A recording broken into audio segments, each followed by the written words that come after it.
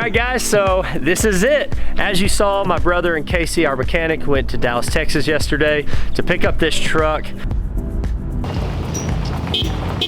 Are you hugging that truck? Yes.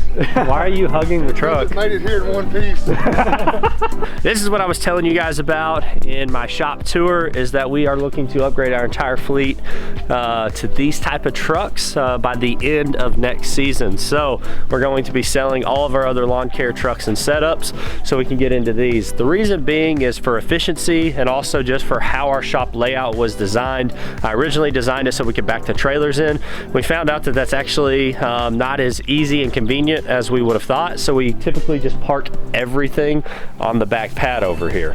And I'm really wanting to be able to leave our equipment on the trailers, keep everything locked up, and have everything backed into these bays of the shop. So I have 3 bays. Each bay should be able to hold 2 trucks, and we want to pour a curb there, have all these trucks where we just back up, bump that curb and park them. And so that is our plan. With this truck, we are going to be making a few modifications to it, but it's almost rigged up, ready to go. We'll definitely have to do some cosmetic things to this truck. It is a 2002 model. It has 228,000 miles on it. The interior, the dash, the AC, the radio, all of that is no good. We're gonna have to do some work on that, get it all taken care of, upgraded just a little bit, you know, maybe replace these bottom seats, get a new dash in here, get a radio, get the AC, get the heat, get our in-dash monitor tablets up there for the guys for their routings, you know, just make some changes like that. We do already have igloo rack. I want to put some blower racks on here. I want to put maybe another weed eater rack so we can put our pole trimmers on here. I really like this channel over here that they've put in. It's literally so you can just slide and lock in your push mower wheel. That's pretty sweet. So as you stack your push mowers in here, the side, the wheel just slides right in there and keeps it from moving. That's awesome.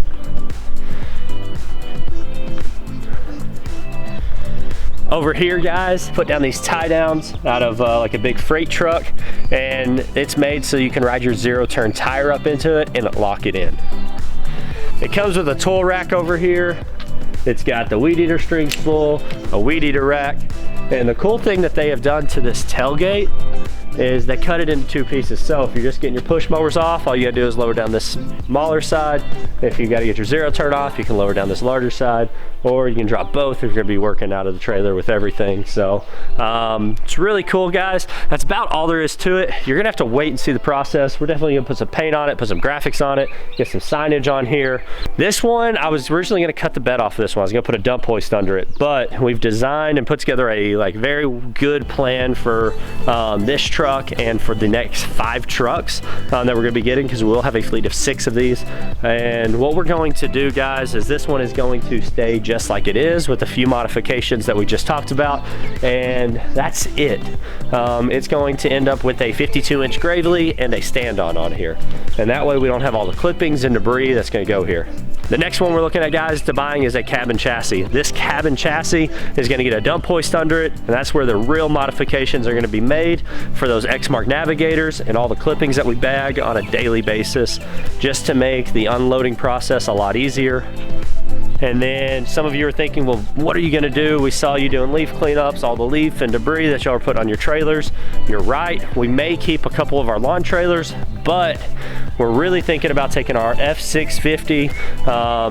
It's got a 16-foot bed on it, and going ahead and putting a debris loader and just having it where my dad can go to the crews, work with them, get that debris loaded, sucked up, or the ones that we're gonna have made for the Exmark navigators, literally go to them, suck everything up off their trucks, and go over to the other crews. So he'll just make his rounds, quality control, and things like that. That's still kind of in the makings. We haven't quite decided how we're gonna do it, but we do know for efficiencies and day-to-day lawn maintenance, this is what we're gonna be looking at. We're gonna have 2 trucks like this, 2 trucks with the dump bed, dump hoist. We're gonna have one made for trimming and mulch so my guys can do full-time bed work and landscape work. And the last truck we're gonna be putting into our fleet is going to be bringing our fertilization weed control in-house. And so I'm going to be reaching out to Pete with GCI Turf Services. I've talked to him before. He said that he would help me out adding this to our services. So I'm looking forward to collaborating with him and just being able to build a custom truck for that. All right, guys, so this is the big change that is coming to It's His Turf. We're going to have 4 lawn trucks that are made for daily lawn maintenance only. 2 of them are going to be rigged up the same for our yards that don't have to be bagged, and 2 of them are going to be rigged up the same exact way for their yards that have to be bagged.